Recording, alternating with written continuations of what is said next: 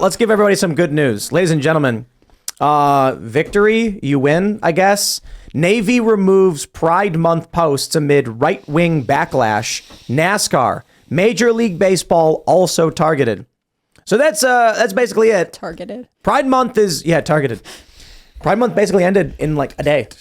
Major League Baseball had theirs up only for, I think, like a couple hours or something. Yeah. NASCAR took theirs down. The Navy took it down because they were getting slammed. The funny thing is, they're all like, the media, CNN is trying to cover this up. They're trying to say like, no, it had nothing to do with this. They were always planning on changing their logos. What are you talking about? The meme is that for the month, they changed their logos. July 1st. It's June 5th. June 5th. They took them all down. People are freaking out. Someone super chatted us just a moment ago saying they know somebody in marketing at Walmart, and Walmart's freaking out because they don't know what to do. So here's the best part. We have this story from CNBC as well. It says boycotts hit stocks hard. Here's what might be next for Bud, Target, and others caught in the anti-Pride backlash. This is CNBC saying their stocks are going down. Even right now, Target's down, right? Anheuser-Busch, Bud. Oh, look at Bud saw an increase of 0.31%. Good for them. But CNN ran an article. This is from June 3rd. CNN ran an article saying that the reason that Target stock is going down has nothing to do with the conservative boycotts. And it's just economic factors and market downturns. Except for the fact that Walmart's stock is stable. Right. Around the same time, Walmart lost a few percentage points and then went back up. Target tanked by nearly 17 points.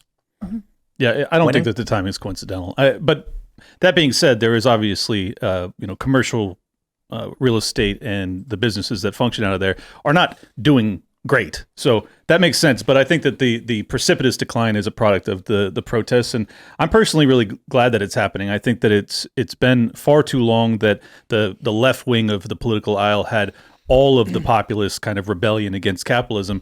And finally, the right wing was like, all right, like you guys, let me tangent real quickly, because it drives me crazy that every time there's one of these divides in our society, that it seems as if we're speaking totally different languages, or like the opposition doesn't understand us. It's like no one cared about adults doing any of this. Just making it crystal clear. It's when you came for the kids that you crossed the line. The average person doesn't know that, though, because that's not how the media is reporting it. The they're media lying. is reporting it as That's blanket fine. dislike of LGBTQ. That's why I'm clarifying. That's substantially better for the right and substantially worse for the left or anybody who views themselves as like libertarian or classically liberal. Because if the narrative is so many people just don't like the LGBT stuff, then the average person who's seeing this is thinking, wow, no one in this country is okay with any kind of pride. Oh boy, I don't want to get involved in that stuff. And what's happening now is probably why Walmart's freaking out. Because these companies are thinking what pisses people off is just any kind of pride. When in actuality, it was specifically targeting kids. But they lied. They lied about Dylan Mulvaney. They said it was a single can. No, it was Dylan Mulvaney promoting Bud Light with multiple cans of Bud Light, drinking them to an audience who was under 21.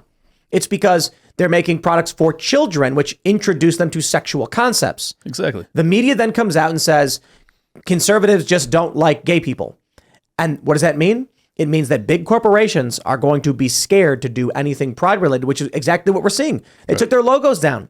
The media lied to try and cover it up, and it's backfiring masterfully in their own faces. I mean, I know you guys have made this point in the past week, but it's really important to understand that these corporations do not care about the LGBTQI plus community. It's all about their corporate equality index. It's all about their diversity, equity, and inclusion scores. It's all about BlackRock. It's all about ESG. It's all about the access to central banking and the political establishment that wants all of this. It's all about 2011 Barack Obama's, executive order that said that you had to have DEI departments in every federal government agency. It's all about government intervention into the economy. This is not an organic thing whatsoever, and I'm sick of pretending that this is just the woke takeover of the economy. No. This is about the government and the corporations getting in bed together and then pretending as if everybody's gay for some reason. The other thing that's interesting about it is if you look back at it, it's actually like a lot of the people that are gay, that aren't necessarily enamored with the movement call it rainbow capitalism and don't like it anyways because they know that it's pandering to a market that it's disingenuous, right? There was a great video from Signal Productions a couple of months ago where they talk about how what they deem as woke capitalism was born out of the crash of 2008 when all of these corporations, basically the banks all crashed and they have to be bailed out, and they're like, well, how can we repair our image? Oh, I know. And then if you see that great there's this great like side-by-side picture, and it's like 2008, and it's them basically saying no bailing out the banks, and then now it's like a pride float from JP Morgan in like 2018, and they just masterfully covered up what they did by basically pushing towards an agenda that they know wasn't for a long time going to get any pushback from anyone, because nobody wanted to be the bad guy who said, we don't support this, we don't want this, and for whatever reason, right? And now you see the way this is going, and yes, it is ESG scores, it's all these things, but to me, it's just disingenuous. More than anything, it's always just disingenuous. Yeah, well, and it ultimately doesn't alleviate any of the issues that these communities are concerned with. And it's a pure misdirect, and that's what drives me crazy and why it ought to be bipartisan, just as it ought to be bipartisan that the FBI gets abolished by Democrats who are concerned about Martin Luther King Jr.'s either assassination or the threats upon his life in terms of the letters where they were telling him that he should kill himself, or from the right wing where it's like, okay, yeah, you have the FBI, which has been persecuting and essentially attempting to soft coup Donald Trump since 2015. Frame him as a traitor. Exactly. And or covering up for Hunter Biden's laptop, or, the list goes on and on. It's like, these ought to be bipartisan issues. The left ought to also hate ESG. This isn't doing anything that you want to see in the world ultimately. It is creating the very monopolies that you claim to be fighting. Yeah, but it's creating them. They love Disney, even though they hate corporations. It's really funny. There's a great amount of kind of cognitive dissonance with a lot of it. They don't understand that a lot of these corporations that they claim to hate, but then they love other ones, so it doesn't actually make any sense. I think it's a symptom of the self-indulgence culture, right? Like, they can't see past the fact that they may be part of that group, or they don't want to seem like the hateful person. They can't see the other implications of why this business is happening, because if they don't buy the Pride merch, if they don't participate, then they themselves are a bad person. There's no long-term thinking, really. And that's what I find most interesting. I think, we all can recognize that, especially gay marriage was one of the fastest shifting cultural issues of anything. I don't think anything compares to the way that, especially our generation, younger generations, just got on board and were like, yep, everyone should be able to get married. Sounds good. This was not true for the transgender movement. And I think that is what is the splintering point here. Instead of it becoming like a more embracing, open-minded community, they started pushing things that people felt uncomfortable with and were willing to speak out about. I don't think they realized that consenting adults acting and behaving and getting married was completely different from gender ideology that has to be introduced before puberty. There's a lot of authoritarian notions and all that. Like we're not that long off of Bake the Cake. That wasn't that long ago. That was what, 2016? Yeah, Bake the Cake. I mean, it's ongoing, to be honest. But the original case was 2016. Gay marriage was legalized when? In 2012? 2013, I thought. 13? So, there's a lot of authoritarian movement in there. Legalized in 2014, I thought. Okay. Wow, so that's not that long off that, right? So a lot of those, they were persecuted for a period of time, at least in the older generations, right? The older generation of people in that group were persecuted amongst other people. And I do think that there is a lot of fear out of the, what does James Lindsay point out? He goes, it's the specter of the dad not accepting the gay son, right? There's a lot of fear there, but that's not the reality in a lot of places that we live in anymore. Like, my generation was not raised to think that way. We still don't think that way. But the problem is there's no nuance there anymore. Let's also clarify. The government is never going to make your dad accept you. No. That's not how it works. And I think that that's a big problem with these folks, is that because they've dealt with a culture that was very antagonistic towards their lifestyle, they have turned towards the government and kind of replaced their father in that way, and it's extraordinarily unhealthy. And I'm not speaking broadly here. There are obviously lots of gay and trans people that don't feel that way, but I do think that is a big reason that the left kind of has replaced both God as well as their father with the state. family in general. 2015. Okay. Wow. Mary always gets that one right. She always says 2015. I'm like, that doesn't sound right to me, but apparently it was 2015. Yeah, I thought it was earlier than that. So did I. But that's that's the thing, right? They've been they recruit very well because they push out family, they push out the concept of any type of religion, and if you don't, one specific type of religion, they're much more tolerant of the other religions depending on when they're talking about it and who they're talking about it with. But in this case,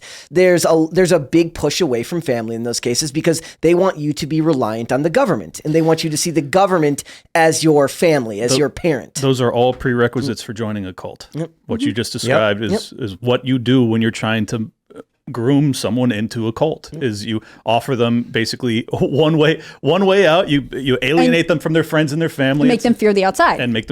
Exactly. Yeah. I mean, I think with the expansion of the LGBTQ plus all of the letters community, they really did miss the point of what was happening in culture, right? They just thought, I mean, it's very sort of greedy of them to be like, we'll just continue to include more things and more people feel marginalized and then run to us and feel a part of it. I just wrote this story today. The Alliance Defending Freedom was representing a dad who's a middle school soccer coach in Vermont, and his daughter was a freshman in high school. A biological male who identifies as female, another teenager, was allowed to change in the locker room with all the girls. She told her friends, like, that feels uncomfortable. He's a dude. He shouldn't be in here. She got reported to the school. She got suspended. She had to take part in an equity circle or struggle something. Session. It was crazy. Her dad, who's a coach in the school district, defended her on Facebook, and he got suspended without pay so that happened end of last year. He just got a settlement for like $125,000. They have to take down all of the gender related stuff in the school off its website. I mean, we can see that there is a different current happening with this end of the alphabet they have tacked on to this original group.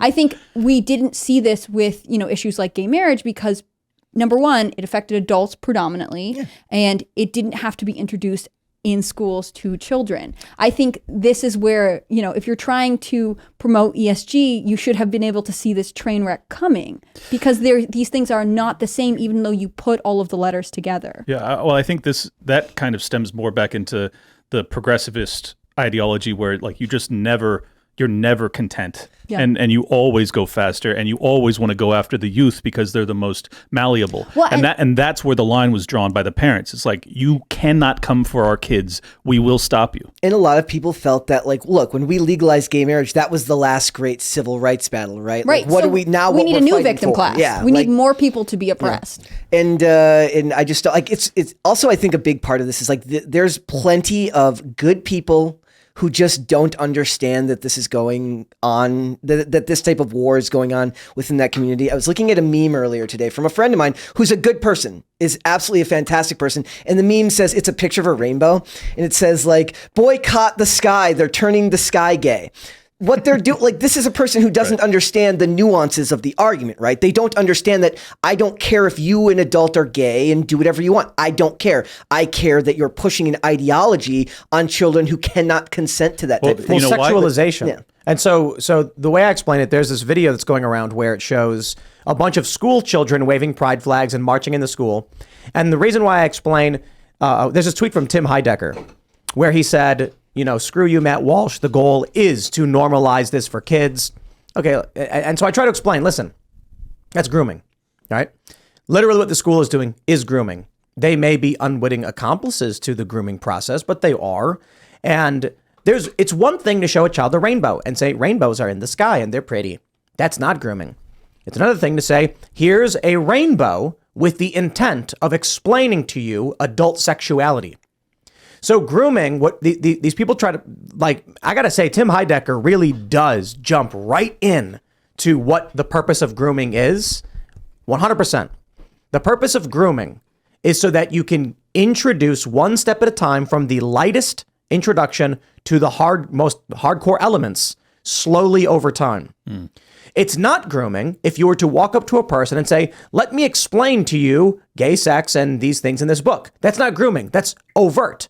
That's you going and saying, I want to show you this thing. So if you were going to introduce these concepts to a child innocently, oh, it's just pride. Love is love. That's the first step in what Well, what does the L stand for? What does the B and the G stand for? These are adult sexual preferences. Children don't need to learn about these things until after they learn about the general birds and the bees. So why is that children who are under that age are being introduced to this type of these types of ideas? And more importantly, there's a video of a pride parade in West Hollywood where there are two adult men performing sex acts on each other, mainly one guy and another guy. It's BDSM kink foreplay, not like anything super gratuitous, but it is a sex act, right. a foreplay BDSM in front of the public on a truck in the parade, spanking him with flogging him in his bare ass in front of everybody, including children. Yeah, that's grooming. But that's level 2. Level 1 is, look at the rainbow. Isn't the rainbow pretty? The rainbow's great. You should come to a pride event and see how awesome it is. Then when they go to the pride event, what do they see? They see foreplay in BDSM. That is why it is grooming. So if they're now showing this stuff in the front of a Target store, pride flags and all that stuff, no, they're not saying love is love. They're saying the next phase in the grooming process is to introduce children to what they're doing on the streets. And then where do you go from there? You get kids doing drag, where they're ripping their clothing off on stage in gay bars for money, which has already happened. So then you get someone like Tim Heidecker, who I assume is probably just a very ignorant cultist. He doesn't know any of this. He hasn't ever read anything about it. All he knows is that he's on Twitter and everyone around him says, it's totally fine, it's totally normal, accept it. So then he just says, yeah, and starts tweeting about it. Or it's possible he actually is super down with grooming kids because he's into kids or something like that. But let me just say it once again, simply. You show a child a rainbow and say, rainbows are pretty, not grooming. You show a child a rainbow and say, do you know what love is? Do you know what pride is? Do you know what lesbian means? Mm-hmm. Yeah, that's grooming. Yep. That's what they're doing. And those conversations should be had when the parent is ready with their child. And I think that the big problem is that many progressives and essentially the entire Democratic Party, as well as some on the Republican side too, think that public schools are there to raise your kid. And that is not the purpose. It is to educate them on the bare bones of how to be, to become an adult and be a functioning person in the world. It's not to teach them about sex. It's not to teach them about sexual orientation or any of this other stuff. And the fact that they would do it surreptitiously is such a just backstab to the parents. And the fact that and then to have the FBI investigate these parents is just unspeakably evil. Is modeling bad? No, of course not. What kind of model? Lifestyle? Right. So you show up and you wear like a frilly sundress and you make cookies and they take pictures of you and then they sell in a catalog cookware. Lifestyle modeling, no big deal. You're wearing a suit and you got a briefcase and you're smiling. Modeling's totally great. But we've all heard the stories about young women who will be approached online by someone or see an ad that says, come be a model, and then fly out. We're a modeling agency. You know how it works. Here's who we've worked with. And then what do the women end up actually doing? Because they know that if they tell the woman, we want you to be a prostitute on camera, they'll say no. You have to groom them by saying modeling is a totally normal thing that everyone knows and loves. Yep. Now, hold on. If a modeling agent goes to a mother who has a small child and says, I think your kid should model. I work with this agency. We do a whole bunch of different products. Is that grooming? No, of course not. Kids model all the time.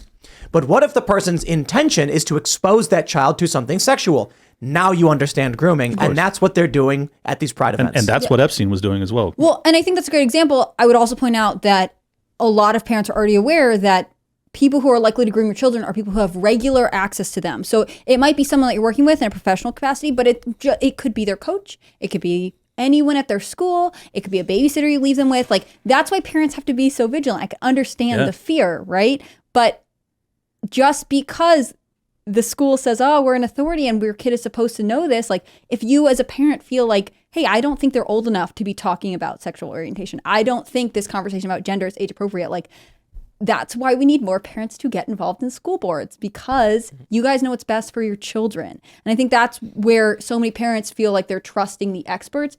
I'm not a teacher. I don't know anything. Well, you're doing your kid, and you should speak up. And a lot of the teachers, the worst of the worst, are the ones that say, you should trust us. We're the authority. And you've seen those posts before. And that's just, as far as I'm concerned, that's you should just let evil. the teachers teach. there are probably lots of wonderful teachers, right? It's not every single one. There should be cameras in every single school And classroom in some, America. I'm sure, are decent people. Right. For the parents. Well, password lock, parents only. This is one of the big problems that came with online schooling, that teachers got upset because parents were like, wait, what are you teaching them? that Because wasn't they a were problem. doing school That was great. problems for the teachers or for the schools, because they're having school in their living room and they're suddenly much more engaged with what their kid is hearing and what they're being told. Exactly. I just find this to be the most obvious solution, right? Well, as soon as you saw what's Imagine going being on. a parent and overhearing as you're making breakfast, the teacher say, don't tell your parents. Do you know what gay means? Right. Well, when a man loves another man, he takes his pants off. Don't tell your parents I told you this. And you're like the dad or the mom in the other room going like, what the? You walk in, you're like, what is this? And that was happening to a lot of people. That's the biggest silver lining of the lockdowns, was so many of the parents sitting at home realizing exactly what kind of indoctrination process their child was being put through, and finally putting their foot down. I mean, on top of the fact that they were being forced masked and then ultimately forced a medication upon them, it's like that you just realize that you're entrusting a bunch of untrustworthy people to rear your a bunch child. of strangers. You don't actually know. Not Exactly. even just about untrustworthy, but just strangers, right? And like a lot of parents took for granted for a long time that you just assumed that I'm thinking back to my education. I don't know if my parents ran any background checks on any school I went to. They just figured, Never. You went to this public school and that's what you did. I right? went to public school in a really small town, and at least 4 of my friends' parents worked at the school, and we knew them. But again, I went to a very, very, very small school. It's unusual. If you live in a major suburb and you have more than 200 kids in each grade, there's no way you also know their teachers personally. No, I had 1,000. Yeah, exactly. In my graduating class was 1,000 people. It's basically a college campus at that point. But you're dealing with a bunch of look. I don't really. I'm just so grateful that so many people. I mean, if you look at the charts of homeschooling over the past 30 years, it's unbelievable. It's parabolic. It's fantastic. And I think that, we talk a lot about the cultural degradation in America. So much of that will be alleviated and solved by homeschooling and essentially cutting that tie between the child and the state in terms of thinking like, this is the person who I'm going to rely on, not just for my education, but for my food, my employment, my, the language I'm supposed to use, like all of that, it gets brought back down to the basics, and you get to have people that are formulating, real autonomous, independent, kind of Americans. And it's not like we have great test scores coming out of America right now anyways. We're not exactly knocking Our it out public of school system is not something to brag about. It's not knocking you out of the park where you're like, yeah, it's risky, but at least he's getting a great education. get That's results. not the story here. Thanks for watching this clip from the Timcast IRL podcast. Hang out with us live Monday through Friday at 8 p.m. and become a member over at timcast.com for uncensored, members-only shows exclusive. Thanks for hanging out, and we'll see you all next time.